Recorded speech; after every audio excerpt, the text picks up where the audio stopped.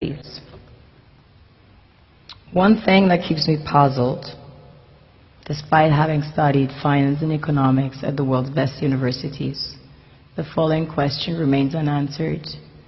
Why is it that 5,000 units of our currency is worth 1 unit of your currency, where we are the ones with the actual gold reserves? It's quite evident that the aid is in fact not coming from the West to Africa, but from Africa to the Western world. The Western world depends on Africa in every possible way, since alternative resources are scarce out here. So how does the West ensure that the free aid keeps coming? By systematically destabilizing the wealthiest African nations and their systems, and all that backed by huge PR campaigns, leaving the entire world under the impression that Africa is poor and dying and merely surviving on the mercy of the West. Well done, Oxfam, UNICEF, Red Cross, Life Aid, and all the other organizations that continuously run multi-million-dollar advertisement campaigns depicting charity porn to sustain that image of Africa globally. Ad campaigns paid for by innocent people under the impression to help with their donations. While one hand gives under the flashing lights of cameras, the other takes in the shadows. We all know the dollar is worthless, while the euro is merely charged with German intellect and technology, and maybe some Italian pasta. How can one expect donations from nations that have so little?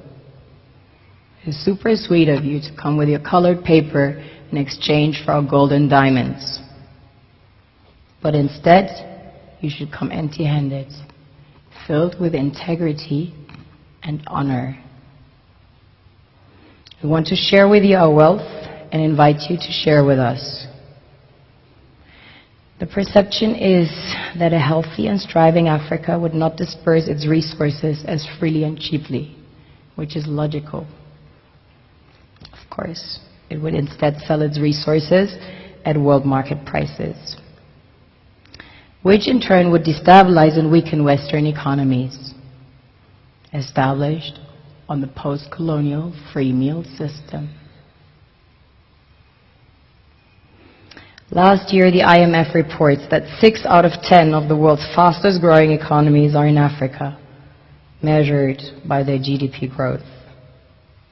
The French Treasury, for example, is receiving about $500 billion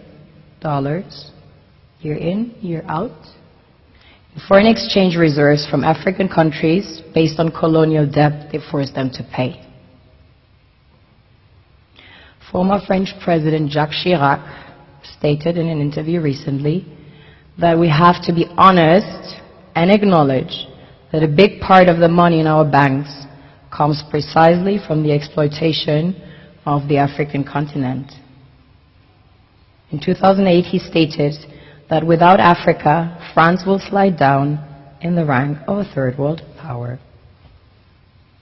This is what happens in the human world, the world we have created. Have you ever wondered how things work in nature? One would assume that in evolution the fittest survives.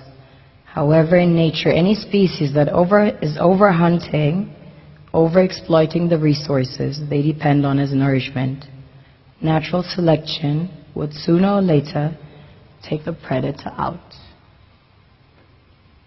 because it upsets the balance.